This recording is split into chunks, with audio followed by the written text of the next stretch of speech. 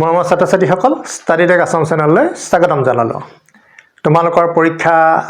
Annual পৰীক্ষা প্ৰায় পালেহি সমাগত। এতিয়া 2026 চনৰ তোমালোকৰ যিসকলে এনুৱেল পৰীক্ষাত অৱতীৰ্ণ হ'বা তোমালোকৰ কাৰণে অলপ MCQ তৈয়াৰ কৰিছোঁ। এই MCQখিনি তোমালোকৰ জেনেৰেল মেথছৰ প্ৰায় 45টা তোমালোকৰ MCQ থাকিব জেনেৰেল মেথছৰ। ঠিক আছে, আজিকালি তোমালোকৰ জানাই যে আধা MCQ আহে, আধা তোমালোকৰ অবজেক্টিভ টাইপ বা অলপ চমু প্ৰশ্ন 2, 3, 4 মাৰ্কৰ আহে। এতিয়া প্ৰশ্নখিনি সমাধান দিছোঁ আৰু আগতেও এনেকুৱা ভিডিঅ' মই কেইবাটাও দিছোঁ। তোমালোকে চাবা প্ৰতিটো ভিডিঅ'তে কিন্তু অংকখিনি সোধাৰ ষ্টাইলটো অলপ বেলেগ বেলেগ। সেইকাৰণে প্ৰশ্নবোৰ উত্তৰ কৰিবৰ কাৰণে তোমালোকে প্ৰথম কথা কনচেপ্ট ল'ব লাগিব। আৰু কনচেপ্ট হ'লে তোমালোকে বা বস্তুটো ভালকৈ যদি তুমি বুজি পোৱা তুমি প্ৰশ্নটো যেনেকেই নুসুধক তুমি উত্তৰ দিবলৈ সক্ষম হ'বা। সেইকাৰণে তোমালোকে বস্তুখিনি জানি বুজি লৈ প্ৰশ্নখিনি উত্তৰ কৰিবলৈ চেষ্টা কৰিবা। ছাত্ৰ-ছাত্ৰীসকল মই ইতিমধ্যে তোমালোকক কৈছোঁ যে মই আগৰ ভিডিঅ' দিছিলোঁ, সেই ভিডিঅ'খিনি একেলগ কৰি পেলাই গোটেইখিনি প্ৰশ্ন যদি এখন বহীত তোমালোকে লিখি লৈ প্ৰেক্টিছ কৰা মই ভাবোঁ তোমালোকৰ সকলো প্ৰশ্নৰ সমাধান এই ভিডিঅ'কেইটাতে পাই যাবা। আৰু ইতিমধ্যে মই আগত যিকেইটা ভিডিঅ' কৰি থৈছোঁ মই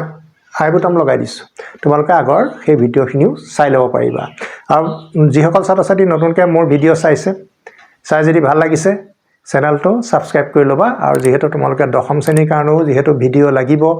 আৰু ইতিমধ্যে তোমালোকৰ দশম শ্ৰেণী পাবলৈ প্ৰায় 1.5 মাহ বা 2 মাহ বাকী আছে। তাৰপিছত আকৌ নতুন কোৰ্চ তোমালোকৰ আৰম্ভ হৈ যাব। আৰু যিহেতু আমাৰ চিলেবাছবিলাক সলনি হোৱা নাই, একেখিনি চিলেবাছেই চলি আছে, গতিকে তোমালোকৰ এই প্ৰশ্নখিনি ইয়াত যিখিনি প্ৰশ্ন আহিছে যিহেতু এনুৱেলত তোমালোকৰ গোটেই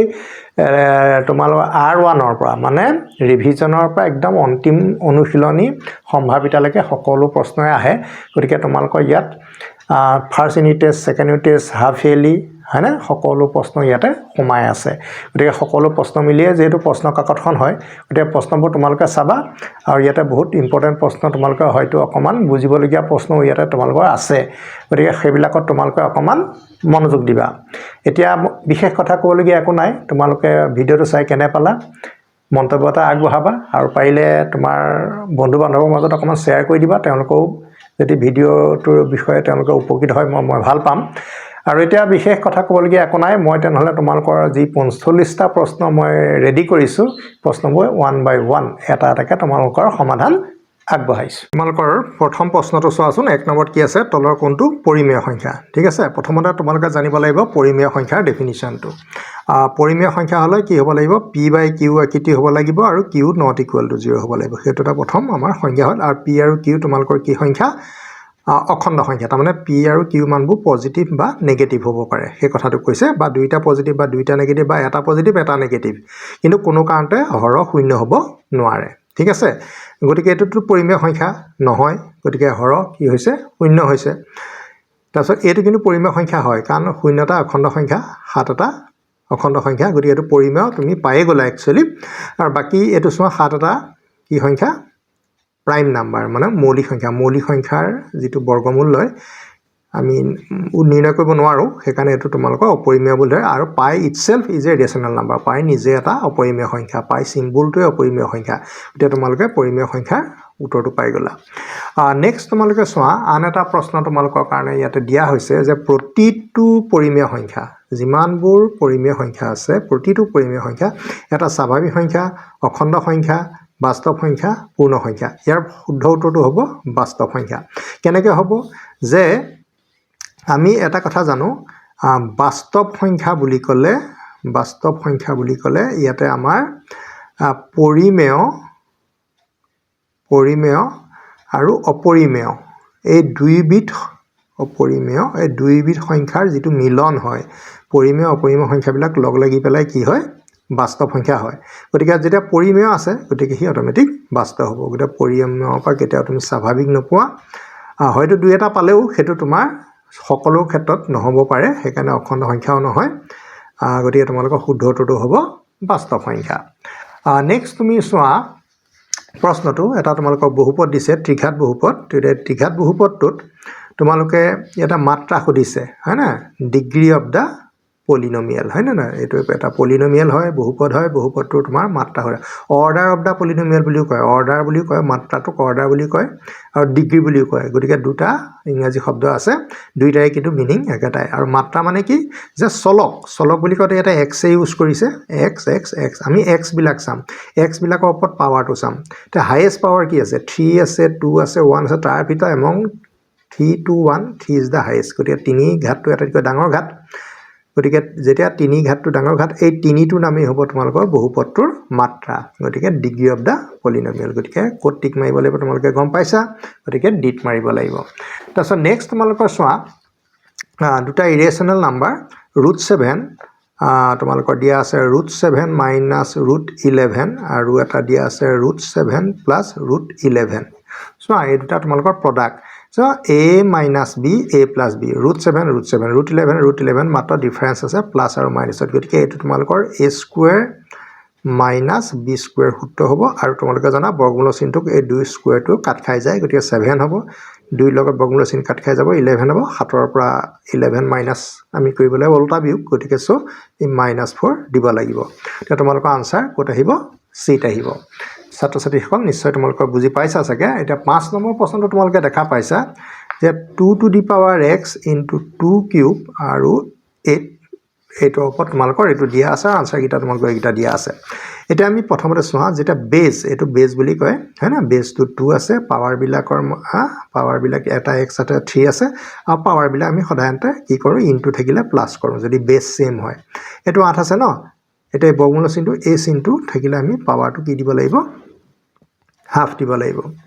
এটা তুমি এটা কাম কৰা ইয়াতে যেটো বেজ 8 আছে 8 টো তুমি 2 কিউব কৰা কাৰণ 8 টো আমি 2 4 যা 2 2 যা না এনেকে হন কৰিলে আমি এটো পাম 2 2 2 2 তিনটা হ'ব ওপৰত আমাৰ কি থাকিব হাফ থাকিব নিশ্চয় বুজি পাইছা চাগে তাৰ পিছত 2 to the power x plus 3 2 to the power 3 to 1 লগত ইনটু হ'ব গতিকে 3/2 বেজ কিটা ইকুৱেল হলে কেনসেল যায় হেতু তোমালোকে জানা এতিয়া আমাৰ শেষত থাকিলেকে x plus 3 equal to 3/2 এতিয়া আমাক লাগে x ৰ ভ্যালু গতে x টো আমি লেফট সাইডে ৰাখি পেলাই 3/2 সাইডে আমি 3 টো প্লাস 3 টো মাইনাস 3 কৰি লৈ গুছি গলো তাৰ পিছত 2 টো হ'ব LCM 2 টো যেতিয়া LCM হ'ব তে 2 3 যা 6 হ'ব মাইনাস এটো আমাৰ কি থাকিব 3 থাকিব ঠিক আছে এটা আমি বিয়োগ কৰিলে কি হ'ব 3 5 6 বিয়োগ কৰিলে উল্টা বিয়োগ হয় না গতিকে -3 আৰু তলত 2 হ'ব গতিকে -3/2 ছাত্ৰ-ছাত্ৰী হ'ল সলিউশনটো তোমালোকে এনেকে কৰি ল'ব লাগিব অকমান কৰিব লাগিব মানে -3/2 আনসাৰ ক'ত হ'ব তোমালোকৰ ইয়াতে হ'ব তাৰ পিছত তোমালোকৰ আন এটা প্ৰশ্ন আহিলে √5 √20 তে √5 আৰু √20 ৰ প্ৰডাক্টটো কি হ'ব চোৱা তোমালোকে এটা কথা জানাটো ভাল যেতিয়া √a * √b থাকে তেতিয়া আমি এটা কাম কৰিব লাগে যে দুয়োটা এটা ৰুটৰ ভিতৰত ভৰাই দিব পাৰি ঠিক আছে সেই ৰুলটো ইয়াতে তোমালোকৰ প্ৰযোজ্য হ'ব গতিকে আমি কি হ'ব 5 * 20 এটা ৰুটৰ ভিতৰত আনিব পাৰি ইনটু থাকিলেহে পাৰি দেই ইনটু থাকিলে পাৰি আৰু ডিভাইড থাকিলে পাৰি মানে পুৰণা হৰণতহে এটো প্ৰযোজ্য হয় এটা 5 বিসং 100 হ'ব আৰু 100 ৰ বৰ্গমূল 10 * 100 গতিকে সো এটা 10 পালো আমি দেই গতিকে তোমালোকৰ আনসাৰ ক'ত হ'ব এটো 10 টো হ'ব আৰু একদম ফাইনালি তোমালোকৰ চোৱা তলৰ কোনটো ধ্ৰুৱক বহুপদ ধ্ৰুৱক শব্দটোৰ অৰ্থটো কি যত চলক নাথাকে ইয়াত চলক কি আছে x আছে গতিকে চলক থাকিলেতো নহব গতিকে ধ্ৰুৱক থাকিব লাগিব ইয়াতো চলক আছে চলক মানে বুজি পাইছা চাগে ইংলিশ এলফাবেটৰ কথা কৈছো আমি চলক বুলি ক'লে সাধাৰণতে x y যদি বেছিকে ব্যৱহাৰ কৰো ইয়াতে x চলকটো আছে গতিকে এটো আমি ল'ব নোৱাৰো x চলক আছে ল'ব নোৱাৰো x চলক আছে ল'ব নোৱাৰো গতিকে x চলকটো যদি নাথাকে হেতু আমি কি হয় ধ্ৰুৱক হয় গতিকে ইয়াতে শূন্য তে শূন্যটোক আমি কি বুলি কওঁ জিৰো পলিনমিয়েল কনস্ট্যান্ট পলিনমিয়েল ধ্ৰুৱক মানে কনস্ট্যান্ট পলিনমিয়েল মানে কাৰ কথা কৈছে জিৰো কথা কৈছে ছাত্ৰ-ছাত্ৰী সকল এটো পেজত আমি 7টা প্ৰশ্নৰ সমাধান দিলো গতিকে নেক্সট প্ৰশ্ন আমাৰ 8ৰ পৰা আৰম্ভ হ'ব চোৱা তোমালোকৰ 8টা প্ৰশ্ন কোৱেশ্চন নম্বৰ আমি 8ৰ পৰা ষ্টাৰ্ট কৰিছো তলৰ কোনটো এটা বহুপদ ৰাশি আৰু এই প্ৰশ্নবিলাক তোমালোকৰ যদিও আমি নৱম শ্ৰেণীত কৰাইছো এই প্ৰশ্নবিলাক তোমালোকৰ মেট্ৰিক পৰীক্ষাটো আমি অহা দেখা পাওঁ গতিকে এইবিলাক প্ৰশ্ন তোমালোকে আকৌ ইচ্ছা কৰিলে চাব পাৰিবা তলৰ কোনটো বহুপদ বুলি ক'লে আসলতে চলক বিলাকৰ ঘাত বিলাক পূৰ্ণ সংখ্যা হ'ব লাগে চলক বিলাকৰ ঘাত কি হ'ব লাগে জানানে 0 1 2 3 মানে পজিটিভ হ'বটো লাগিব ন 0 টো পজিটিভ নহয় হলো 0 1 2 3 4 মানে পূৰ্ণ সংখ্যা হোল নাম্বাৰ বুলি কয় পাৱাৰ বিলাক যদি হোল নাম্বাৰ হয় চলকৰ ওপৰৰ ঘাত বিলাক যদি পূৰ্ণ সংখ্যা হয় সেইবিলাকক আমি কি বুলি কওঁ বহুপদ ৰাশি ইয়াত দেখা পাইছো চলকৰ ঘাতটো 2 আছে ঠিকে আছে কিন্তু এই চলকত যিটো তোমাৰ 3/x আছে মানে এই একেলগে থকা ৰাশিকেইটাৰ ভিতৰত এটাই যদি নিয়ম নেমানে গোটেই বহুপদটোকে আমি মানে বহুপদ নহয় বুলি কওঁ এইটো বহুপদ হয় কিন্তু ইয়াতে চলকটো চোৱা এইটো 3 তোমাৰ কি আছে 3/x², আমি এইটো এনেকৈ লিখিব পাৰোঁ 3x⁻²। তেতিয়া চলকৰ ঘাতটো কি হৈ গ'ল মাইনাছ হৈ গ'ল, কিন্তু আমাক কৈছে +2ৰ কথাহে। গতিকে চলকৰ ঘাত যেতিয়া ঋণাত্মক হ'ব তেতিয়া এইটো বহুপদ নহয়, গতিকে এইটো তোমালোকৰ বহুপদ নহয়, এইটো বহুপদ নহয়। ইয়াত চলকৰ ওপৰত কি আছে চোৱা এইটো বৰ্গমূল চিন আছে, গতিকে যেতিয়া বৰ্গমূল চিন থাকে আমি কি বুলি কওঁ এইটো √2 আৰু √x, ঠিক আছে, ভাঙি দিলোঁ √2 সংখ্যাটোৰ ওপৰত থাকিলে একো নহয়, তো xৰ ঘাতটো কিমান হ'ব 1/2, গতিকে এইটো জানো হাফটো কি হ'ব পৰিমেয় সংখ্যা, গতিকে আমাৰ 0 1 2 3 ঘাত থাকিলেহে হ'ব, গতিকে এইটোও তোমালোকৰ নহয়। এতিয়া আমি এইটো টেষ্ট কৰিম, এইটোতো নহয় কাৰণ চলক হৰণ কাৰ্যত জড়িত হৈ আছে, চলকে যেতিয়া চলকক হৰণ কৰিব লাগে তেতিয়া হৰণ নাযায়ও, গতিকে এইটো তোমালোকৰ বহুপদ নহয়। আল্টিমেটলি এইটোৱে হ'বগৈ চাগে, কিন্তু বাকীকেইটা যদি নহয় এইটোৱে হয়, কিন্তু হয়নে নহয় মই অৱশ্যে টিক মাৰিলোৱেই। এতিয়া অংকটো আমি চাই লওঁ এবাৰ দেই। এই 3টো পালোঁ, ইয়াতে xৰ ঘাত 3/2 পালোঁ আৰু ইয়াৰ xৰ ঘাত হাফ হ'ব, ঠিক আছে। গতিকে তুমি x² পালা +3, এতিয়া হৰণত xৰ ঘাতবিলাক কি হ'ব বিয়োগ হ'ব 3/2 - হাফ হ'ব, ধৰিব পাৰিছা চাগে। x² 3x 3/2 বা 1/2 যদি আমি মাইনাছ কৰোঁ তেতিয়া আমাৰ কি হ'ব তলত LCM 2 হ'ব, 2 আৰু 2 লসাগু 2, 3 পৰা 1 গ'লে 2, 2 2 কাটি দিলে 1 পালোঁ, গতিকে এইটোৰ পৰা এইটো মাইনাছ কৰাৰ পিছত 1 থাকিলে, এতিয়া চ' 1 ইজ এ হোল নাম্বাৰ, নহয়নে 1 এটা পূৰ্ণ সংখ্যা, গতিকে x² ঘাতটো 2 আছে, এইটো এটা পূৰ্ণ সংখ্যা, গতিকে আল্টিমেটলি এইটো যে বহুপদ ৰাশি হয়, গতিকে আমি ঠিক এনেকৈ মাৰিলোঁ। আমি কামটো এনেকুৱা ধৰণে কৰিলোঁ যে নোহোৱাকেইটা বাছি পেলালে যিটো থাকি যায় সেইটোৱে হয়, আৰু সেইটো আমি একচুৱেলি অংকটো কৰি পেলাই প্ৰমাণ কৰিলোঁ। ছাত্ৰ ছাত্ৰীসকল তোমালোকৰ আন এটা আকৌ তোমালোকৰ চাবলগীয়া হৈছে বহুপদ। এইটো xটো চোৱা, এইটো তোমালোকৰ এইটো বাৰু বহুপদ মানে ৰাশিটো বহুপদৰ মানে ঘাতটো যিহেতু 2 আছে, 2টো তোমালোকৰ পূৰ্ণ সংখ্যা এইটো হয়, কিন্তু নেক্সটটো তুমি চোৱা x²টো হয় আৰু নেক্সটটো তোমাৰ 1/x আছে, 1/x মানে x⁻⁻1, ই কিন্তু নহয়, কিন্তু তিনিওটা পদ কিন্তু একেলগে আছে, ই নিয়মটো ভংগ কৰিলে, ইয়াৰ ঘাতটো মাইনাছ ল'লে, গতিকে বাকীটো প্লাছ থাকিও আমাৰ একো কামত নাহিলে, গতিকে এইটো তোমালোকৰ বহুপদ নহয়। ইয়াৰ ঘাতটো কিমান হ'ব কাৰণ বৰ্গমূল চিনটো মান হাফ, ইয়াৰ ঘাতটো হাফ হ'ব, গতিকে এইটো পূৰ্ণ সংখ্যা নহয়, এইকেইটাৰ ভিতৰত নপৰে, বা ইয়াতকৈ তুমি ডট ডট দিয়া মানে ইয়াত বহুত আছে আৰু এইটোও নহয় এইটোও নহয়, গতিকে আল্লি এইটো কি বহুপদ, এইটো কি হ'ব শূন্য বহুপদ, শূন্য বহুপদ বুলি কয়, গতিকে আমি টিক চানটো তাতে মাৰিলোঁ। তাৰপিছত তোমালোকে চোৱা এটা ত্ৰিঘাত বহুপদ আটাইতকৈ বেছি ডেছটা পদ থাকিব পাৰে। চোৱা আমি ত্ৰিঘাত বহুপদ বুলি ক'লে সাধাৰণতে এই বহুপদটোৰ কথাকে বুজোঁ, ax³ bx² cx + d, এইটোক কি বুলি কয় ত্ৰিঘাত বহুপদৰ আদৰ্শ ৰূপ, প্ৰামাণিক ৰূপ, ঠিক আছে। এতিয়া ইয়াতে ঘাত যদি 3 থাকে আমি মেক্সিমাম পদ কিমান থাকিব পাৰে 4টা থাকিব পাৰে, 1 2 3 4, 3 ঘাত 2 ঘাত 1 ঘাত আৰু শেষত ধ্ৰুৱক, গতিকে ইয়াতে তোমালোকৰ কিমান হ'ব অৱশ্যে 4টা পদ থাকিব, ইয়াতে 4 আহিব, 4টো তোমালোকৰ ক'ত আছে চিট আছে, বহুত দৰকাৰী প্ৰশ্ন দেই। তাৰপিছত তোমালোকৰ চোৱা 11 নম্বৰত সুধিছে x⁻31 x⁻31ক +31ক আমি ডিভাইড কৰিম, কিহেৰে ডিভাইড কৰিম x+1এৰে, ঠিক আছে, x+1এৰে আমি ডিভাইড কৰাৰ কথাটো কৈছে। ডিভাইড কৰিলে মানে হৰণ কৰিলে ভাগশেষ কি হ'ব চোৱা,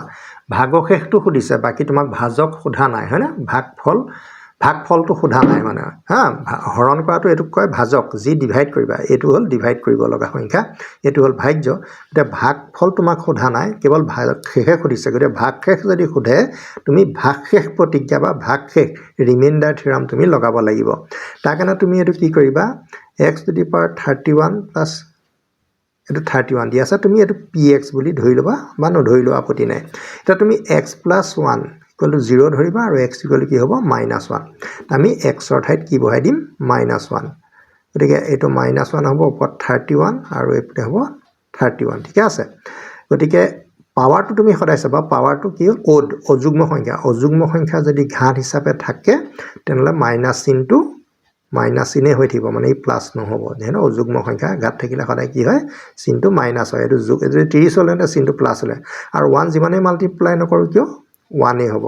+31, গতিকে 31ৰ পৰা 1 যদি মাইনাছ কৰোঁ আমি কি পাম 30 পাম। গতিকে ৰিমাইণ্ডাৰ থিয়ৰাম বা ভাগশেষ প্ৰতিজ্ঞা মতে ডাইৰেক্ট তুমি x+1টো আমি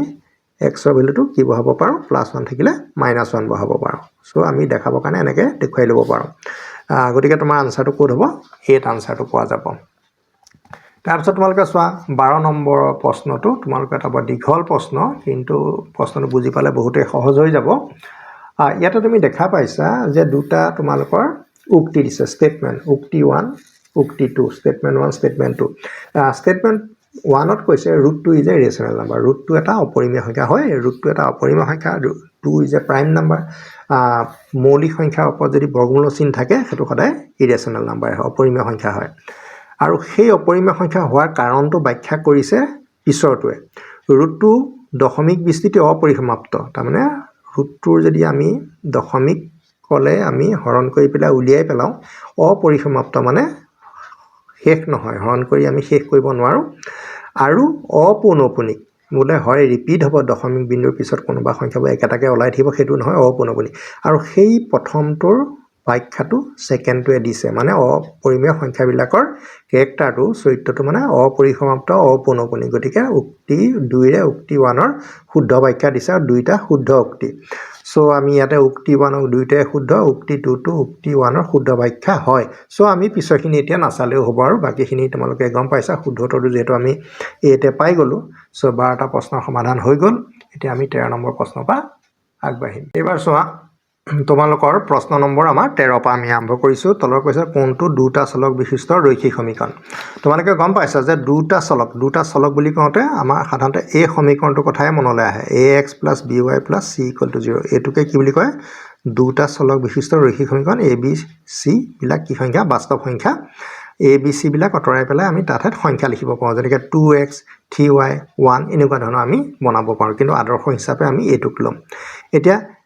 xy ঘাতবিলাক 1 1 হয় 1 1 থকা কাৰণে ৰৈখিক শব্দটো ব্যৱহাৰ কৰিছে ৰৈখিক বা একক ঘাতীয় বুলিও কয় একক ঘাতীয় শব্দটো কম ইউজ কৰে ৰৈখিকটো বেছি ব্যৱহাৰ কৰে গতিকে ৰৈখিক সমীকৰণৰ ঘাতবিলাক চলকৰ ঘাত 1 1 ইয়াত চলক হিচাপে x আৰু y হে কৈছে দেই a b c কথা কোৱা নাই এটা তোমালোকে ইয়াতে দেখিয়ে গম পাইছা এটো x ৰ ঘাত 1 y ঘাত 1 গতিকে প্ৰথমটো তোমালোকৰ উত্তৰ হয় এটোটো নহয় x এই চলক x y দুটা ঠিকই আছে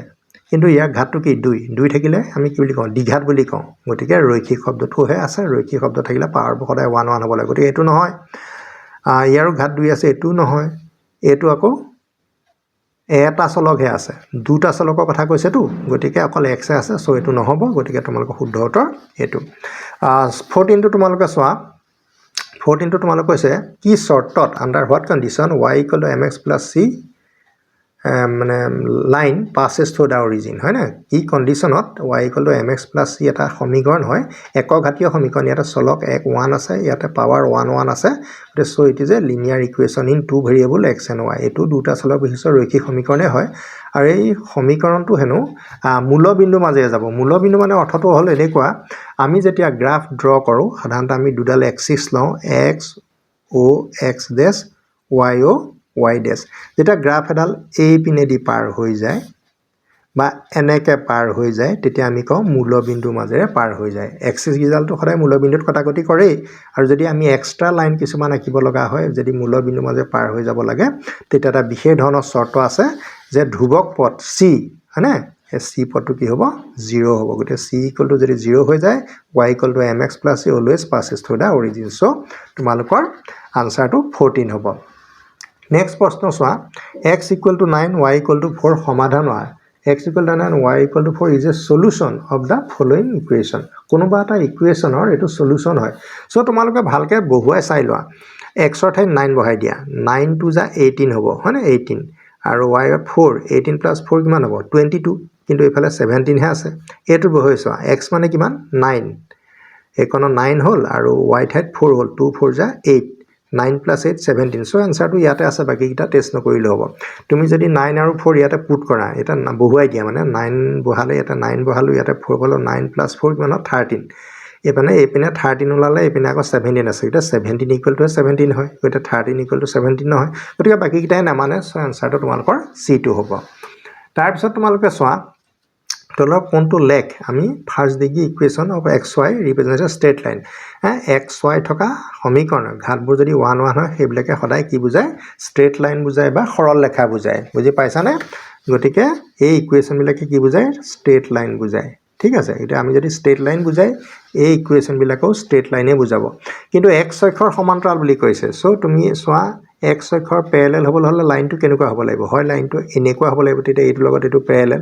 লাইনটো তলফালে নাথাকি হয়তো ওপৰফালেও থাকিব পাৰে কোনো আপত্তি নাই গতিকে এইটো লগত এইটো আমি প্যাৰেলাল এই লাইনটোৰ লগত প্যাৰেলাল হোৱাটো বিচাৰিছে ঠিক আছে গতিকে প্যাৰেলাল লাইনটো তলফালেও হ'ব পাৰে ওপৰফালেও হ'ব পাৰে এটা তোমালোকক কৈছে যদি লাইনটো প্যাৰেলাল হয় x6 ৰ তেনে y a হ'ব লাগে y a টো যিকোনো ৰিয়েল নাম্বাৰ হয় গতিকে y a টাইপৰ যিবিলাক ইকুৱেশ্যন হয় সেইবিলাকৰ গ্ৰাফবিলাক সদায় কি হ'ব x6 ৰ প্যাৰেলাল ইয়াতে তুমি কোনটো দেখা পাইছা বাৰু তে ইয়াত তোমালোকৰ হ'ব এইটো y 2 y a মানে y মান 2 y মান 2 মানে অৰিজিনৰ পৰা দুঘৰ ওপৰলৈ গলা 1 2 ইয়াতে পঢ়ি গল পইণ্টটো তে পইণ্টটো যেতিয়া y এক্সিছত পৰে তেতিয়া লাইনটো x এক্সিছৰ প্যাৰেলালি মাৰিব লাগে দেই বিন্দুটো যদি x অক্ষত y অক্ষত থাকে ৰেখাডাল কিন্তু পথালিকে মাৰিব লাগে যদি ইয়াত থাকে তেতিয়া আকৌ ভাৰ্টিকেলি মাৰিব লাগে হেতুৱে কথা নেক্সট তোমালোকৰ চোৱা কি শৰ্টত a b বিন্দুটো এটা বিন্দু বুজাবলৈ সাধাৰণতে কিনকা কৰে প্ৰথম বন্ধনীৰ ভিতৰত দুটা সংখ্যা লিখে এটো x ৰ ভ্যালু বুজায় এটো y ভ্যালু বুজায় তে x অক্ষত যিবিলাক বিন্দু থাকে x অক্ষৰ বিন্দুবিলাক সদায় এনেকুৱা আকৃতিৰ হয় x অক্ষৰ বিন্দুবোৰ এনেকুৱা আকৃতি হয় y অক্ষৰ বিন্দুবোৰ এনেকুৱা আকৃতি হয় x অক্ষত মানে y মান নাথাকে তুমি এই লাইনটোত সদায় x ৰ মানহে পাবা y মান নোপোৱা এই লাইনটোত আকৌ সদায় y মানহে পাবা হেকাৰণে তোমালোকৰ টাইপটো বুজি পাইছা না এটো x অক্ষৰ বিন্দু এটো y অক্ষৰ বিন্দু এটো স্ট্যান্ডাৰ্ড হয় এতিয়া তুমি চাবা এটা a b বিন্দুটো x অক্ষতে x অক্ষত যদি থাকিবলৈ হয় b ভ্যালুটো কি হ'ব লাগিব 0 হ'ব লাগিব গতে b ভ্যালুটো তোমালোকৰ কি হ'ব 0 হ'ব b ভ্যালু এটা 0 হৈ গলে তোমাকটো ab বুলি দি দিছে ন ab বুলি দি দিছে গতিকে যদি b ভ্যালু 0 হয় টাইপটো ইয়াৰ লিখা মিলি গলে না x0 গতিকে a0 হেতুৱে কথা এতিয়া তোমালোকৰ এটো প্ৰশ্ন সমাধান হৈ গল নেক্সট তোমালোকৰ 18 নম্বৰ আছে x = a x = a ৰেখাডালৰ মাজৰ দূৰত্ব এটা বৰ সুন্দৰ প্ৰশ্ন তোমালোকক সুধিছে তোমালোকে এনেকৈ গ্ৰাফটো বনাই ললা x = a সাপোজ এটো x axis y axis x = মানে ইয়াৰ পৰা ইয়ালে সাপোজ আমি a বুলি ধৰিছো ঠিক আছে আকৌ ইয়াৰ পৰা এফালে তোমাৰ -a বুলি ধৰিছো তে ইয়াৰ পৰা ইয়ালে দূৰত্বটো তোমাৰ কিমান হল চোৱা যেতিয়া দূৰত্ব কথা আহে দূৰত্বটো সদায় অৰিজিনৰ পৰা মেজাৰমেন্ট কৰে মানে মূলবিন্দু পৰা তোমালোকৰ জোখমাখ লয় a কোনৰ পৰা a কোনলে a কোনৰ পৰা a কোনলে এতিয়া যে দূৰত্ব কথা আহে মাইনাস চিহ্নৰ কথা নাহে গতিকে ইয়াৰ পৰা ইয়ালে a আৰু ইয়াৰ পৰা ইয়ালে a গতিকে নেগেটিভ সাইন কনসিডাৰ কৰা নহয় দূৰত্ব সদায় পজিটিভ হয় গতিকে কি হ'ব টুৱাইছে যদি তোমাৰ ইয়াৰ পৰা ইয়ালে 4 হয় ইয়াৰ পৰা ইয়ালে যদি -4 হয় আমি দূৰত্ব বুলি ক'লে 4 + 4 হে লিখিম দেই গতিকে তোমালোকে এটো ভুল নকৰিবা গতিকে আনসাৰ তোমালোকৰ টুৱাইছে আনসাৰটো আমাৰ ক'ত পাম সিট পাম গতিকে এই তিনটা প্ৰশ্নৰ সমাধান তোমালোকে পালা নেক্সট প্ৰশ্ন 19 ৰ পৰা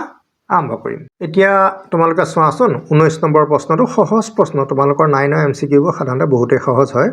দুডাল ৰেখাই পৰস্পৰ কটাকটি কৰিলে টু লাইন ইন্টাৰসেক্ট হয়না যেতিয়া কৰে তে নাম্বাৰ অফ ইন্টাৰসেক্টিং পইণ্ট কিমান বিন্দুৰ সংখ্যা কিমান সদায় দুডাল ৰেখাই তোমালোকে গমে পাইছা এডাল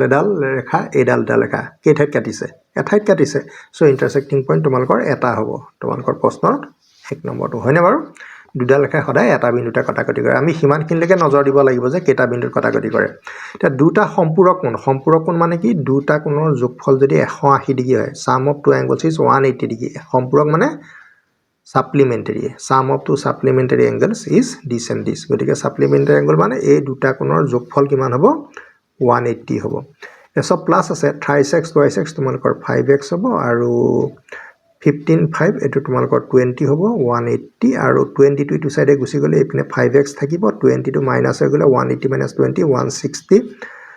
x ৰ ভ্যালু যদি 160 তুমি 5 এৰে ডিভাইড কৰা 5 3 যা 5 2 যা সো আমি x ৰ ভ্যালু কিমান পালো 32 ডিগ্ৰী পালো গতিকে 32 টো তোমালোকৰ কোড আছে তোমালোকৰ আনসাৰটো ডি তে আছে তোমালোকৰ আনসাৰ পাই গলা 20 নম্বৰ দেই তেছৱা যিকোনো ত্ৰিভুজৰ বহিকোণৰ সমষ্টি তুমি ত্ৰিভুজ যেনেকৈ ড্ৰ নকৰা sum of measure of external angle of any triangle মানে external angle বিলাকৰ sum টো কি সুধিছে তুমি যেনেকুৱা ট্ৰায়াঙ্গলে ড্ৰ নকৰা এইটো তোমাৰ সমদ্বিবাহু হ'ব পাৰে, আইচোচেলেছ হ'ব পাৰে, ইকুইলেটাৰেল সমবাহু হ'ব পাৰে, স্কেলেন হ'ব পাৰে, বিষম বাহু হ'ব পাৰে। তুমি মাত্ৰ কৈছে যে তোমালোকৰ external angle, this is external angle কেতিয়া পাবা? তেতিয়া ছাইড এটা প্ৰডিউচ কৰি দিবা। যেতিয়া বাহু এটা তুমি এইফালে প্ৰডিউচ কৰিলেও হ'ব, কিন্তু এফালেহে কৰে দেই। তুমি এইফালে প্ৰডিউচ কৰিলা নহয়, এইফালে নকৰিবা। এতিয়া এই ছাইডটো মই এইফালে প্ৰডিউচ কৰিছোঁ, ইট ইজ এক্সটাৰ্নেল এংগল। এইফালে প্ৰডিউচ কৰিলেও হ'ব, কিন্তু মই কৈছোঁ যে এটা ছাইডহে কৰে। এটা ছাইডে তিনিটা পালা, এই তিনিটা এক্সটাৰ্নেল এংগল তুমি পাই গ'লা। গতিকে আমি যিকোনো ট্ৰায়েংগুলে লগাওঁ, for any triangle sum of all 3 external angles for a triangle is 360 degree. তোমালোকে এইটো কৰি চালে গম পাই যাবা। গতিকে আমাৰ আনচাৰটো ক'ত হ'ব? এইটো চিতে আনচাৰটো পাম। তো নেক্সট আহিছে 22 যে তিৰ্যক মানে ছেডক ট্ৰেন্সভাৰ্চেল। গতিকে অন্তঃকোণ দুটাৰ সমষ্টি হ'ল। যেতিয়া দুটা পেৰেলেল লাইন থাকে, this a parallel line, this is a transversal, তাৰমানে এডাল ছেদক বা তিৰ্যক। এতিয়া যেতিয়া সমান্তৰাল ৰেখাক ছেদকে কাটে, ছেদকৰ ছেম ছাইডৰ ইণ্টাৰলাইন এংগুলৰ চামটো কিমান হ'ব? বা এই এংগুলটোৰ লগত এই এংগুলটোৰ চাম কৰিলে কিবা same side of the interval. গতিকে তিৰ্যকৰ একেফালে sum of the interior angles on the same side of the transversal. ছেদকডালৰ একেফালে থকা অন্তঃকোণ দুটাৰ সমষ্টি সদায় 180 ডিগ্ৰী হয়। যেনেকৈ তুমি ড্ৰ নকৰা কিয়, এই এংগুল দুটা তোমালোকৰ 180 হ'ব। গতিকে তোমালোকৰ আনচাৰ ক'ত পাবা? এইটো পাব, তিৰ্যকৰ একেফালে থকা অন্তঃকোণ দুটাৰ সমষ্টি 180 ডিগ্ৰী। তাৰপিছত তোমালোকৰ চোৱা, এইটো এটা তোমালোকৰ হেৰি হয়, উপপাদ্যই হয়। এটা ত্ৰিভুজৰ সমান বাহুৰ বিপৰীত কোণবোৰ সমান হয়। সমান বাহুৰ বিপৰীত কোণ সমান। যদি এইটো এটা ট্ৰায়েংগুল হয়, মই দুটা ছাইড ইকুৱেল বুলি ভাবিছোঁ, এ বি চি, ঠিক আছে। গতিকে এ বিৰ ছাইডৰ অপজিট এংগুল চি, এ চিৰ অপজিট এংগুল বি। গতিকে এ দুটা ছাইড ইকুৱেল মানে বি কোণে চি কোণে সমান, ঠিক আছে। যদি এটোও সমান হৈ যায়, তেতিয়া এই এংগুলটো তোমাৰ এ বি চি ইকুৱেল সমান হ'ব। গতিকে ইকুৱেল ছাইডৰ অপজিট এংগুলবিলাক সদায় কি হয়? ইকুৱেল হয়। চ' তোমালোকৰ 23লৈকে হৈ গ'ল। নেক্সট 24টো তোমালোকে আহা, যে এটা ত্ৰিভুজ আছে, এটা ট্ৰায়েংগুল আছে, ট্ৰায়েংগুলটোক ডেছ মানে এইটো খালী ঠাই হয়, ফিল আপ দ্য গেপছ। ত্ৰিভুজটো দুটা সমান ক্ষেত্ৰফলত ভাগ কৰে। গতিকে এটা ট্ৰায়েংগুল ইকুৱেলি যদি ডিভাইড হ'ব লাগে, তেন্তে খালী ঠাইটো কি হ'ব? এইটো পাৰ্পেণ্ডিকুলাৰ, ছাইড, মধ্যমা, মেডিয়ান আৰু ছেদক ট্ৰেন্সভাৰ্চেল। এইটো তোমালোকৰ সদায় মধ্যমা হয়। গতিকে ট্ৰায়েংগুল এটা যদি ইকুৱেলি ভাগ হ'ব লাগে, এইটো মিড পইণ্ট হ'ব। মিড পইণ্টৰ লগত এডাল যদি জইন কৰি দিয়া, এডাল হ'ব মেডিয়ান। গতিকে এইফালে এৰিয়া যিমান ওলাব, এইটো ছাইডৰ এৰিয়াও সিমান হ'ব। চ' মিড পইণ্ট থাকিলে কি হ'ব? মেডিয়ান থাকিব। So' median divide the triangle into 2 equal areas. গতিকে মধ্যমাই ত্ৰিভুজৰ সমানকালিত ভাগ কৰে। এইবোৰ তোমালোকৰ এটা একোটা প্ৰমাণো হ'ব পাৰে। গতিকে তোমালোকে এই ষ্টেটমেণ্টবোৰ বা উক্তিবোৰ মনত ৰাখিবা। ছাত্ৰ ছাত্ৰীসকল, 24টা প্ৰশ্নৰ সমাধান দিলোঁ। নেক্সট তোমালোকৰ 25ৰ পৰা আমি আৰম্ভ কৰোঁ। এইবাৰ চোৱা, তোমালোকৰ কুৱেশ্যন নম্বৰ 25টো। আৰু 25টোত তোমালোকৰ কি কৈছে চোৱা, এটা সমকোণী ত্ৰিভুজ, এটা ৰাইট এংগুল ট্ৰায়েংগুলৰ কথা কৈছে। ইন ৰাইট এংগুল ট্ৰায়েংগুল বেজ ইজ 8 চেণ্টিমিটাৰ। ভূমিটো মানে এই তলৰ ফালে ছাইডটোক ভূমি বুলি কয়। সমকোণী ত্ৰিভুজৰ এই তলৰ ফালে যিটো ছাইড আছে, সেইটো ভূমি বুলি কয়। অতিভুজ, হাইপটেনিউজৰ তোমালোকৰ অতিভুজ মানে হাইপটেনিউজ কি দিলে? 10 দিলে। এতিয়া ত্ৰিভুজটো কালি উলিয়াব লাগিব, এৰিয়া অফ দ্য ট্ৰায়েংগুল। গতিকে এৰিয়া অফ দ্য ট্ৰায়েংগুল আছিলে কি? হাফ ইনটু বেজ ইনটু হাইট, মানে হাফ পূৰণ ভূমিটোক বি বুলি কয়, আৰু হাইট মানে পাৰ্পেণ্ডিকুলাৰ। এইটো কিমান? চ' পাইথাগোৰাছ থিয়ৰম এপ্লাই কৰি পেলাই তুমি এই ছাইডটো মেজাৰটো উলিয়াই ল'ব লাগিব। নামটো তোমালোকে দি লোৱা এ বি চি। এতিয়া তুমি চাব লাগিব যে A B square perpendicular square base square B C square equal to hypotenuse square. গতিকে এ চি স্কুৱেৰ, এইটো হ'ল পাইথাগোৰাছ থিয়ৰম বুলি কয়। পাইথাগোৰাছৰ উপপাদ্য, মানে পাইথাগোৰাছৰ উপপাদ্য হ'লে লম্ব স্কুৱেৰ ভূমি স্কুৱেৰ ইকুৱেল টু চাম of the perpendicular square base square equal to hypotenuse square. এইটো হ'ল ৰুল হয়। এতিয়া এ বি ভেলু আমি নাপাওঁ, গতিকে উলিয়াব লাগিব। বি চি তোমালোকৰ কিমান দিয়া আছে? 8 স্কুৱেৰ, আৰু এইটো হ'ল তোমালোকৰ 10 স্কুৱেৰ।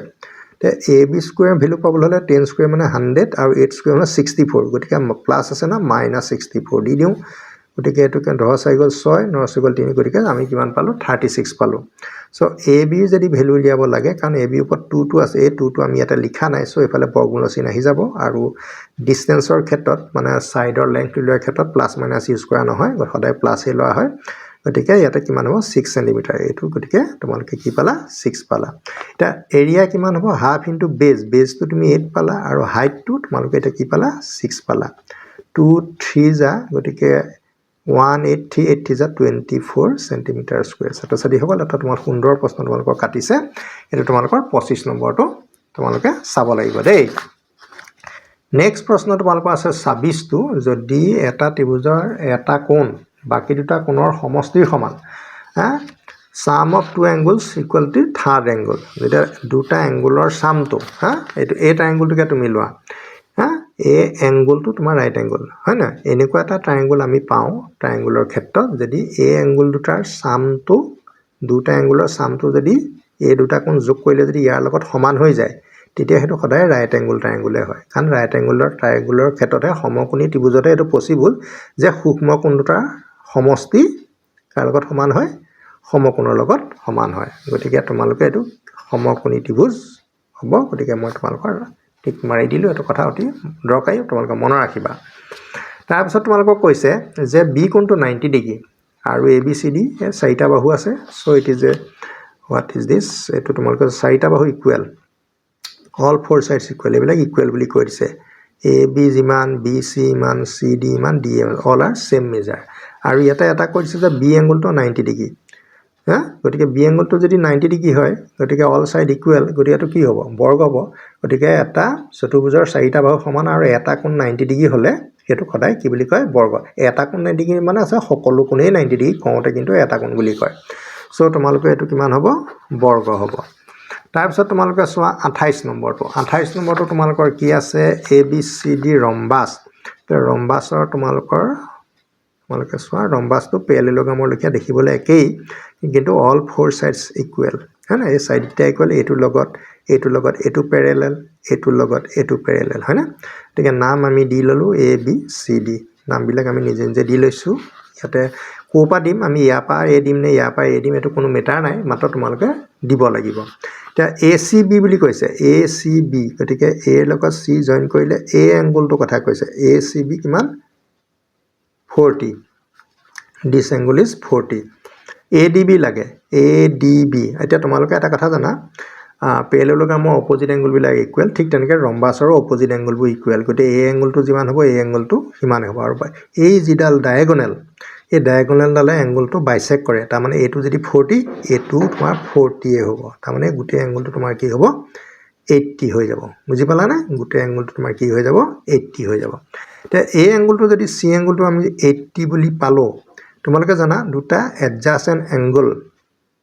দুটা অসৰাসৰি কোণ যদি আমি প্লাস কৰো সদায় 180 হয় কাৰণ এই দুডাল প্যাৰেলেল এডাল ট্ৰান্সভাৰ্সাল এটা ট্ৰান্সভাৰ্সালৰ সেম সাইডৰ এংগল বিলাক প্লাস কৰিলে কি পায় 180 গতিকে 180 ভিতৰত আমি এটো 80 বুলি পালো কাৰণ এটো 40 এটো 40 হলে এটো 40 কাৰণ ডায়াগোনাল ডালে এংগলটো দুভাগ কৰে সমানে এটো 40 হোৱাৰ কাৰণে এটো 40 হৈ গল এটো 40 হৈ গল এটো 40 80 পাই গলো গতিকে এই এংগলটো কিমান হ'ব 100 ৰ পৰা যদি আমি 180 পা যদি আমি 80 মাইনাস কৰি দিও আমি কি পাম 100 পাম গতি এই এংগলটো আমাৰ 100 কিন্তু এতিয়া কৈছে যে ADB তাৰমানে এডাল আকৌ জয়েন কৰিব লাগিব গতি এডাল যদি আমি জয়েন কৰি দিও এই এংগলটো আকৌ বাইসেক্ট হৈ গল দুভাগ হলে 100 ৰ দুভাগ কিমান হ'ব 50 সো আনসাৰটো তোমালোকৰ 50 হ'ব তাৰ পিছত তোমাৰ চোৱা সক্ৰিয় সমান্তৰিক cyclic parallelogram is a square rectangle trapezium ওপৰ নান অফ দি এবাভ গতিকে এটো সক্ৰিয় সমান্তৰিক সাইক্লিক পেৰেলেলগ্ৰামবোৰ সদায় কি হয় ৰেক্টেংগল হয় এটো মনত ৰাখিবা এটো তোমালোকৰ এটা প্ৰমাণ কৰিবলগীয়া জ্যামিতিয়ে হয় গতিকে তাৰ পৰা তোমালোকৰ থিওৰামটো বা উপপাদ্যটো ডাইৰেক্ট প্ৰশ্ন আকাৰে লৈ আহিছে তাৰ পিছত তোমালোকক কি কৈছে চোৱা ABCD এটা সক্ৰিয় কি বুলি কৈছে সক্ৰিয় চতুৰ্ভুজ বি কোণটো 150 ডিগ্ৰী হলে ডি কোণটো কিমান হ'ব চোৱা সক্ৰিয় চতুৰ্ভুজ বোলে চতুৰ্ভুজটো আমি কোট আকিম চাৰিটা পইণ্ট লৈ লম এটা সাৰ্কুলত বৃত্তত চাৰিটা পইণ্ট লৈ লবা এনেকৈ লৈ লৈ পেলাই দুটা দুটাকে জয়েন কৰি দিবা আৰু যিটো তুমি কোৱাড্ৰিলেটাৰেল পাবা this is called cyclic quadrilateral হয়নে চতুৰ্ভুজটাৰ বা বৃত্তটো এটাৰ ওপৰত এনেকৈ বিন্দু চাৰিটা লৈ পেলাই বিন্দু চাৰিটা তুমি দুটা দুটাকে জয়েন কৰিলে এটা চতুৰ্ভুজ পাবা দিস ইজ কল্ড সাইক্লিক কোৱাড্ৰিলেটাৰ এটা প্ৰপাৰ্টি আছে অপোজিট এংগলৰ সামবোৰ 180 হয় এই বি এংগলটো 150 বুলি দিয়া আছে এই কোণটো আৰু এই কোণটো প্লাস কৰিলে 180 হয় গতে 180 ৰে 150 পালো সো ইট ইজ কিমান হ'ব 30 এতিয়া তোমালোকৰ আনসাৰ কোড হ'ব এই প্ৰথমটো হ'ব গতিকে বি ৰ অপোজিটে কি থাকিব বিৰ অপজিটে ডি থাকিব এ বি চি ডি একাদিক্ৰমে তোমালোকে লিখিব লাগিব এ বি চি ডি আৰু এইটো 150 এইটো তোমালোকৰ কি হ'ব 30 সো 30টা প্ৰশ্নৰ সলিউশন তোমালোকে ইতিমধ্যে পালা আৰু এনেকুৱা ধৰণৰ প্ৰশ্নবিলাকে তোমালোকৰ পৰীক্ষাত আহিব গতিকে হয়তো সংখ্যাবিলাক বা তথ্যবিলাকৰ সলনি কৰি দিব কিন্তু মূল নিয়মটো একে থাকিব এটা নেক্সট প্ৰশ্ন 31 ৰ পৰা এবাৰ চোৱা তোমালোকৰ আনটা প্ৰশ্ন সুধিছে যে তলৰ কোন সমূহৰ তলে কিছুমান এংগল দিয়া আছে কোনটো স্কেল আৰু কম্পাছৰ সহায়ত অঙ্কন কৰিব পাৰি পৰাটো সুধিছে কেতিয়াবা নোৱাৰাটো সোধে ঠিক আছে স্কেল আৰু কম্পাছ ইউজ কৰি পেলাই আমি কোনটো এংগল ড্ৰ কৰিব পাৰোঁ ডেফিনেটলি তোমালোকৰ 45 ডিগ্ৰীটো এংগল কৰিব তোমালোকে ড্ৰ কৰিব পাৰা আমাক কেইটামান এংগল ড্ৰ কৰিবলৈ শিকাই থোৱা আছে 90 ডিগ্ৰী আধা কৰিলে কিমান হ'ব 90 ডিগ্ৰী আধা 45 আমি আঁকিব পাৰোঁ with scale and pencil scale and compass আকৌ 45 আধা কিমান হাফ এণ্ড ইমান ডিগ্ৰী এতিয়া 90 ডিগ্ৰী কোন আঁকিব পাৰোঁ 90 ডিগ্ৰীক দুভাগ কৰিলে 45 হ'ব 45 আধা কৰিলে 22 এণ্ড হাফ ঠিক তেনেকৈ তুমি আৰু কিছুমান এংগল আকৌ 120 আধা কিমান 60 আধা কিমান 30 আধা কিমান হ'ব 15 আমি এই এংগলবিলাক আমি স্কেল আৰু কম্পাছৰ সহায়ত আঁকিব পাৰোঁ তেনেকৈ 90 লগত যদি তুমি 45টো প্লাছ কৰি দিয়া কিমান হ'ব 135 ডিগ্ৰী এটো আমি স্কেল এণ্ড কম্পাছে ইউজ কৰি আঁকিব পাৰোঁ কিন্তু এই কোণবিলাক আমি আঁকিব নোৱাৰো দেই গতিকে তোমাক এতিয়া আঁকিব পৰাটোহে সুধিছে কেতিয়াবা নোৱাৰাও সোধে নোৱাৰা সুধিলে কি হ'ব পৰা কেইটামান দি থব নোৱাৰা এটা দি দিব ঠিক আছে তেনেকুৱা প্ৰশ্নও তোমালোকে পাবা নেক্সট প্ৰশ্ন হৈছে বৃত্তখণ্ড সেগমেন্ট বুলি কয় বৃত্তখণ্ড এটা চাপ আৰু ডেছৰ মাজৰ অংশ সো তুমি এনেকৈ বৃত্ত এটা আঁকি ললা আঁকি লোৱাৰ পিছত এটা চাপ বুলি কৈছে চাপ মানে পাৰ্ট অফ এ সাৰ্কেল এই সাৰ্কেলটো এই সাৰ্কেলটো তে বৃত্তখণ্ড বুলি ক'লে সেগমেন্ট বুলি ক'লে এইডাল হ'ব লাগিব এই জায়গাত হক তোমাক কি বুলি কয় এই জায়গাত হক কি বুলি কয় বৃত্তখণ্ড সেগমেন্ট এই সেগমেন্টটো এটা কি আছে আৰ্ক এডাল আছে মানে চাপ এডাল আছে আৰু এডাল কি এডাল জিয়া আছে এটা জিয়া আৰু চাপৰ মাজৰ অংশখিনিয়ে হ'ল বৃত্তখণ্ড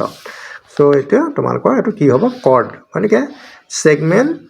is a part between arc and chord গতিকে ইয়াতে প্ৰথমটো পাৰপেন্ডিকুলাৰ দিছে ৰেডিয়াস দিছে কৰ্ড দিছে নান অফ অ্যাবভ দিছে সো আমি ইয়াতে কি বহাব পাৰোঁ কৰ্ড বহাব পাৰোঁ তাৰপৰা নেক্সট প্ৰশ্ন আছে অৰ্ধবৃত্তত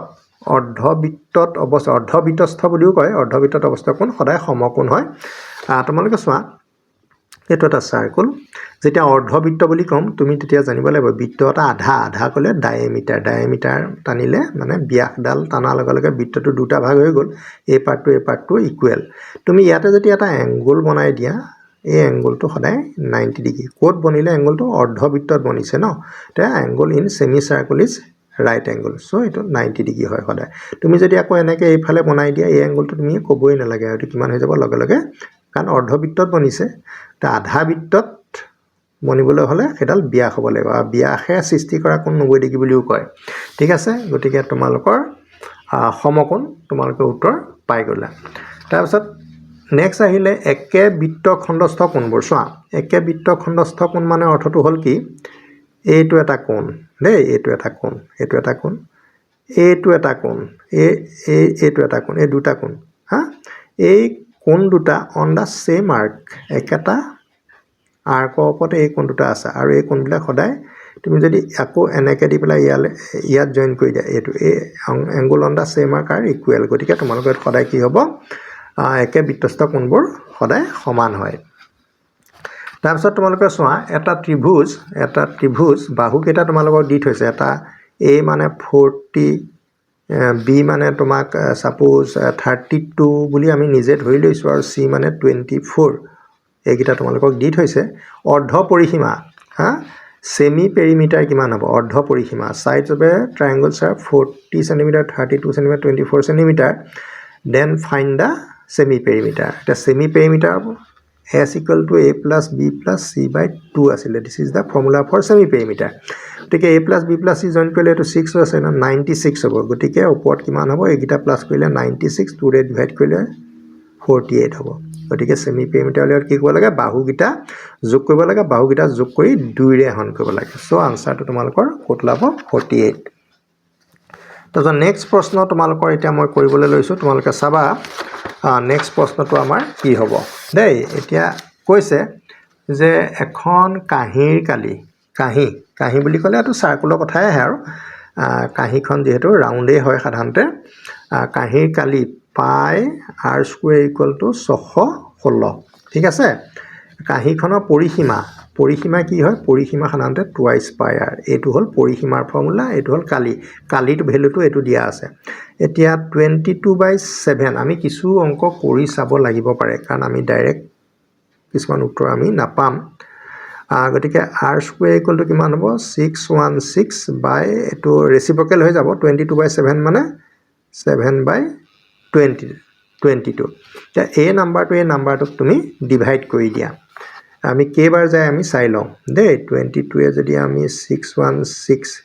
তিনিবাৰ দিলে বেছি হৈ যাব গতিকে দুবাৰ দিওঁ 66 হৈ যাব গতিকে 44 হ'ব 6 11 চাৰি গ'ল 7 5 চাৰি গ'ল 1 গতিকে 8 বাৰ যাব 8 দুগুণ 16 8 দুগুণ 16 17 মিলি গ'ল 28 এইটোৱে আমাক কিমান বাৰ যাব 28 এতিয়া 28 টো আমি কি কৰিম চোৱা বৰ্গমূল ল'ব লাগিব নহয় 28 ইনটু 7 আমি তেনেকৈ লিখিম 28 টো আমি 4 ইনটু 7 ইনটু 7 আমি 28 টো 4 ইনটু 7 কৰিব পাৰোঁ গতিকে বৰ্গমূল ল'ব সময়ত কি কৰিব পাৰোঁ এটা 4 টো আগত তেনেকৈ 2 কৰি ল'ব পাৰোঁ প্ৰাইম ফেক্টৰাইজেশ্যন মৌলিক উৎপাদক বিচাৰখন 2 গতিকে ইয়াৰ পৰা 2টা 2 পাই এটা 2 7 গতিকে আমি কি পালোঁ 14 পাই গ'লোঁ 14 ইজ দা কি ৰেডিয়াছ এটা আৰটোৰ ওপৰত 2টো অঁতৰাই দিম কাৰণ বৰ্গমূলত চিন দিলেতো গতিকে আৰৰ মান তোমালোকে পাই গ'লা এতিয়া তোমাক কি কৈছে যে কাঁহীখনৰ পৰিসীমা দিবলৈ কাঁহীখনৰ পৰিসীমাৰ ফৰ্মুলাটো লিখি লোৱা কাৰণ 222/7 আৰু এইটো 14 7 দুগুণ 14 2 বাই 44 44ক 2 88 হ'ব গতিকে 88 ক'ত আছে তোমালোকে চাই গতিকে আনসাৰ তোমালোকে পাই গ'লা 36ত ছাত্ৰ-ছাত্ৰীসকল প্ৰশ্নবিলাক তোমালোকে এটা কাঁহীখন বুলি কওঁতে লগে লগে তুমি বৃত্তটোলৈ মনত পেলাব লাগিব দেই আকৌ পৰিসীমাটো উলিয়াবলৈ সদায় জানা আৰটো সদায় লাগে মানে আমি মাত্ৰা এটাটো জানিব লাগিব নহয় গতিকে পাই r স্কুৱেৰ বুলি কওঁতে তাতো আৰটো হ'লেই হৈ যায় আকৌ তেনে কাঁহীখনৰ পৰিসীমা বুলি কওঁ টুৱাইচ পাই তাতো আৰটোৱে লাগে গতিকে আমি কালিৰ পৰা আৰৰ মানটো নিৰ্ণয় কৰি লৈ আমি পৰিসীমাৰ ফৰ্মুলাটোত বহুৱাই দিয়া ফলস্বৰূপে 88 টো পালোঁ নেক্সট তোমালোকৰ প্ৰশ্ন 37 পৰা আৰম্ভ কৰিছোঁ এতিয়া চোৱা আন এটা প্ৰশ্ন 37 এটা কৈছে শ্ৰেণী অন্তৰ ক্লাছ ইণ্টাৰভেল এই ক্লাছ ইণ্টাৰভেলটো তোমালোকক দিছে যে 90 to 130 এইটো শ্ৰেণী বিভাগ কৰে নিম্ন পৰিসীমা উচ্চ পৰিসীমা হয় নাই লোৱাৰ interval upper limit upper limit হয় না শ্ৰেণী বিভাগ এটাৰ প্ৰথমতে থকাটো কি কয় লোৱাৰ লিমিট এটো কয় আপাৰ লিমিট গতিকে শ্ৰেণী চিহ্ন বা শ্ৰেণী সূচক বুলি কয় ক্লাছ 10ত শ্ৰেণী সূচক বুলি আছে আৰু ক্লাছ 9ত শ্ৰেণী চিহ্ন বুলি আছে গতিকে আৰু এটা শব্দ ইয়াত আছে এই শব্দটো একেটাই অৰ্থ যে মধ্যমান বুলি কয় মধ্যমান নহয় মধ্যমান এই তিনিটাৰ অৰ্থটো একেটাই গতিকে কেতিয়াবা পৰীক্ষা তোমাক ঠগিব পাৰে ঠিক আছে মধ্যমান কেনেকৈ উলিয়া মধ্যমান উলিয়াবলৈ এই তোমাৰ নিম্ন সীমা উচ্চ সীমা দুইটাকে প্লাস কৰিবা এই নাম্বাৰ দুটা প্লাস কৰিলেই হ'ল প্লাস কৰি পেলাই 2 ৰে ডিভাইড কৰি দিবা সেইটোৱে তোমালোকৰ আনসাৰ কিমান হ'ব 220 2 এখন কৰিলে 110 সো আনসাৰটো তোমালোকৰ ক'ত হ'ব ডিট হ'ব নেক্সট প্ৰশ্নটো তোমালোকৰ 38ত চোৱা 25 81 22 20 16 6 এই চাৰিটা তোমালোকৰ ডাটা দিছে এই তথ্যখিনিৰ পৰা তুমি ৰেঞ্জ উলিয়াব লাগে পৰিসৰ বা বিস্তাৰ দেই একেটাই অৰ্থ পৰিসৰ বা বিস্তাৰ পৰিসৰ বা বিস্তাৰ কেনেকৈ উলিয়ায় তুমি সংখ্যাকেইটা ভালকৈ অবজাৰ্ভ কৰিবা ইয়াত কোনো তুমি এসেন্ডিং ডিসেন্ডিং মানে ডাঙৰৰ পৰা সৰুলৈ বা সৰুৰ পৰা ডাঙৰলৈ সজোৱা পৰোৱা কোনো কেছ নাই যেহেতু সংখ্যাকেইটা তুমি মন কৰিলেই হ'ল আটাইতকৈ ডাঙৰটো বিচাৰিবা আটাইতকৈ সৰুটো বিচাৰিবা এই ডাঙৰটো পৰা সৰুটো তুমি মাইনাস কৰি দিবা গতিকে 81 ৰ পৰা যদি তুমি 6 মাইনাস কৰি দিয়া তোমাৰ যেটো আনসাৰ ওলাব সেইটোৱে আৰু গতিকে কিমান ওলাব 11 হৈ গ'ল 5 7 75 সো আনসাৰ ইজ 75 গতিকে পৰিসৰ কেনেকৈ দিয়ে ডাঙৰটোৰ পৰা সৰুটো বাকিখিনি ইয়াত ইউজ নহয় তাৰ পিছত তোমালোকে চোৱা আন এটা প্ৰশ্ন যেতিয়া তুমি স্তম্ভলেখ আঁকা স্তম্ভলেখ হিষ্টগ্ৰাম স্তম্ভলেখৰ ছবিবোৰ নিশ্চয় এনেকুৱা নহয়নে বাৰু এনেকুৱা আকৌ এনেকুৱা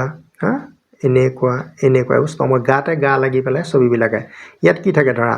10 ৰ পৰা 20 20 ৰ পৰা 30 30 ৰ পৰা 40 এইফালে তোমাৰ শ্ৰেণী বিভাগবিলাক বহোৱা গতিকে শ্ৰেণী বিভাগবিলাক কোনফালে বহায় x অক্ষত বহায় গতিকে শ্ৰেণী অন্তৰাল বা শ্ৰেণী বিভাগ একেটাই কোন অক্ষৰ দিশত বহুৱা যায় এইটো তোমালোকৰ x অক্ষৰ দিশত বহুৱা যায় তাৰপিছত তোমালোকে চোৱা এটা লুডু গুটি মাৰি পঠিওৱাৰ কথা কৈছে লুডু গুটি তোমালোকে খেলিছে যে লুডু গুটিত কি নাম্বাৰ থাকে লুডু গুটিত থকা নাম্বাৰ কিটা 1 2 3 4 5 6 these are the numbers এইবিলাকৰ লুডু গুটিত থকা সংখ্যা এটা কৈছে চাৰিতকৈ সৰু বুলি ক'লে এইকিটাই হ'ব আৰু 1 2 3 1 সৰু অযুগ্ম সংখ্যা ইয়াত তুমি কেটা পাইছা 1 আৰু 3 দুটাহে পাইছা 1 আৰু 3 এই দুটা তোমালোকৰ ওড নাম্বাৰ এটা তোমালোকক কৈছে অযুগ্ম সংখ্যা পোৱাৰ সম্ভাৱিতা গতিকে p মানে হল probability সম্ভাৱিতা ই উলিয়াব লাগে যিটো উলিয়াব লাগে ব্ৰেকেটৰ ভিতৰত দিবা অযুগ্ম এটা তুমি চাবা সদায় টোটালটো তলত বহে টোটাল কেটা আছে এটা টোটাল 6টা আছে তে 6 তুমি এতিয়া বিচাৰিছা কি অযুগ্ম 4তকৈ সৰু কেটা বা বিচাৰিছা এটা দুটা গতিকে কটাকটি কৰা 1/3 ছাত্ৰ-ছাত্ৰী সকল তোমালোকৰ প্ৰশ্নটো পাই গলা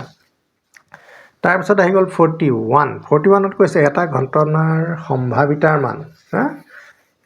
সম্ভাৱিতাৰ মান probabilityৰ ভ্যালুটো কোনটো হ'ব নোৱাৰে গতিকে probability বা সম্ভাৱিতা এটা সীমা বান্ধি থোৱা আছে সম্ভাৱিতাৰ মান p বুলি কয় সম্ভাৱিতাটো আমি কি বুলি কওঁ শৰ্ট ফৰ্মত probability of a event e কোনোবা এটা ঘটনাৰ সম্ভাৱনা সদায় এইটো ফৰ্মুলাৰ ভিতৰতে হয় মানে 0 আৰু 1 ৰ ভিতৰতে 0 হ'ব পাৰে 1 হ'ব পাৰে আৰু 0 আৰু 1 ৰ মাজত 0 আৰু 1 ৰ মাজত কাৰণ প্ৰকৃত ভগ্নাংশ হয় গতিকে 0 আৰু 1 ৰ মাজত নেগেটিভ নাম্বাৰটো কেতিয়াও নাথাকে গতিকে তোমাৰ গতিকে এটা 0টোতো হ'বই 0 ল'ব পাৰি 1 ল'ব পাৰি হাফটো 0 আৰু 1 ৰ মাজত থকা সংখ্যা নেগেটিভ নাম্বাৰ নাথাকে সো তোমালোকৰ আনসাৰ D2 হ'ব গতিকে 41 লৈকে হ'ল এতিয়া নেক্সট প্ৰশ্ন তোমালোকৰ আহিব 42 ৰ পৰা ছাত্ৰ-ছাত্ৰী সকল যেহেতু মই তোমালোকক এই ভিডিঅ'ত 45টা MCQ দিম বুলি কৈছিলো এতিয়া আমি 45 প্ৰায় পাব হৈ গ'ল আৰু এতিয়া 42 নম্বৰটো আমি আৰম্ভ কৰিছো জেনেৰেল মেথছ ক্লাছ 9 ৰ তোমালোকক দি আছো ইয়াতে কৈছে যে মিটাৰ আৰু লিটাৰ এই দুটাৰ মাজত এটা ৰিলেচন আছে relation between metre and litre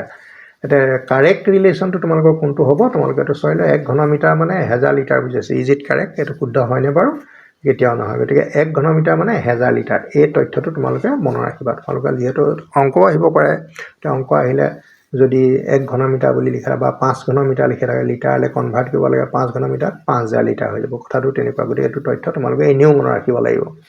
so তাৰপিছত আহিলে হিৰণৰ সূত্ৰটো সাধাৰণতে তোমালোকক কালি উলিওৱা ফৰ্মুলাটো তোমালোকক দিয়ে দিছে s কিন্তু তাৰ আগতে s ৰ ভ্যালুটো উলিয়াই ল'ব লাগে তে s ৰ ভ্যালুটো তুমি কেনেকৈ উলিয়াবা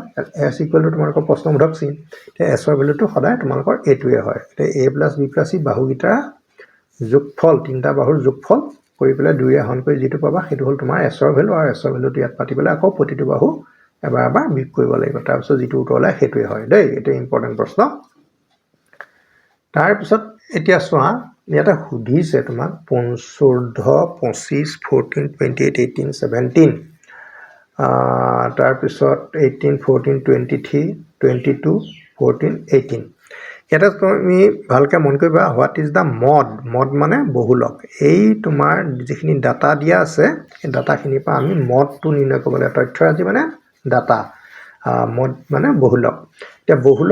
বহুলক নামটোৰ পৰাই তোমালোকে ইয়াৰ অৰ্থ লৈ যায় বহুলক মানে যি বেছিকে থাকে ইয়াত বেছিকে কোন আছে আমি চাই লওঁ দেই ভালকে 14 14 দেখি পাইছো 14 কেটা আছে এটা দুটা আৰু ক'বা দিয়া চাৰিটা আছে বাকিবোৰ চাওঁচোন 25 কেটা আছে 25 এটা আছে নহব 28 এটাই আছে 18 কেটা আছে এটা দুটা তিনটা 18 তিনটা আছে গতিকে আটাইতকৈ বেছি 14 আছে যেটো নম্বৰে মেনি টাইমছ ৰিপিটেড বেছিবাৰ আবিৰ্ভাৱ হয় হেতুৱে বহুলক হয় তেছো আনসাৰটো তোমালোকৰ এটো হ'ব ছাত্ৰ-ছাত্ৰী সকল একেবাৰে তোমালোকৰ অন্তিমটো প্ৰশ্ন 45 নম্বৰটো লৈছো ইয়াতে কৈছে শংকুৰ ভূমি ব্যাসাৰ্ধ ব্যাসাৰ্ধটো কি বুলি কৈছে টুৱাইচাৰ বুলি কৈছে উচ্চতা হাফ বুলি কৈছে শংকুৰ আয়তনৰ ফৰ্মুলাটো কি আছিল v = 1/3 পাই r স্কয়াৰ h এটো হল তোমালোকৰ শংকুৰ আয়তনৰ ফৰ্মুলা ঠিক আছে দেখা পাইছা না তোমালোকে তে 1/3 টো মই লিখিলো পাই টো লিখিলো r মানে হল ৰেডিয়াসটো কি বুলি কৈছে এটা টুৱাইচাৰ বুলি কৈছে সো r ঠাইত আমি টুৱাইচাৰ লিখিম আৰু h টো উচ্চতাটো হাইটটো ইনে কোন base radius is twice and height is half what is the volume of the cone এটা তোমালোকৰ ভলিউম উলিয়াবলৈ ফৰ্মুলাটো প্ৰথম লাগিব 1/3 আছে, পাই আছে, আৰৰ ভেলু কিমান লিখিম বোলে টুৱাইচ আৰ লিখা, হাইট কিমান লিখিবা বোলে হাফ লিখা। এটা জাষ্ট অকণমান কেলকুলেশ্যন আমি কৰি লওঁ, কেলকুলেশ্যন কৰি ল'লে আমাৰ আনচাৰটো আহি যাব 1/3 পাই এইটো 4r² ইনটু হাফ। ঠিক আছে, এইটোৰ লগত এইটো আমি কেঞ্চেল কৰিলোঁ, কেইবাৰ গ'ল দুবাৰ গ'ল। এতিয়া আমাৰ কি থাকিলে বাৰু, 2 আৰু 1 এইটো 2/3 হ'ল, পাই হ'ল, গতিকে এইটো পালোঁগৈ 2/3 পাই r²। চ' তোমালোকে আনচাৰটো গম পায়ে গ'লা, এই ভেলুকেইটা তাৰে কেঞ্চেল যোৱাৰ পিছত এইটো আমাৰ থাকি গ'ল। এতিয়া ভলিউম পাই গ'লোঁ মানে আমাৰ আনচাৰটো ক'ত পাবা 45ৰ আমি বিট পালোঁ। ছাত্ৰ ছাত্ৰীসকল, তোমালোকক এইখিনি প্ৰশ্ন দিলোঁ আৰু এনেকুৱা ধৰণৰ প্ৰশ্নবিলাক তোমালোকে চালে তোমালোকে আৰু বিভিন্ন ধৰণৰ প্ৰশ্নৰ ইয়াৰ সহায় লৈ উত্তৰ কৰিব পাৰিবা। গতিকে তোমালোকে প্ৰশ্নখিনি চাবা আৰু লগতে তোমাৰ ফ্ৰেণ্ড চাৰ্কলৰ মাজত অলপ শ্বেয়াৰ কৰি দিবা যাতে তেওঁলোকৰো উপকৃত হয়।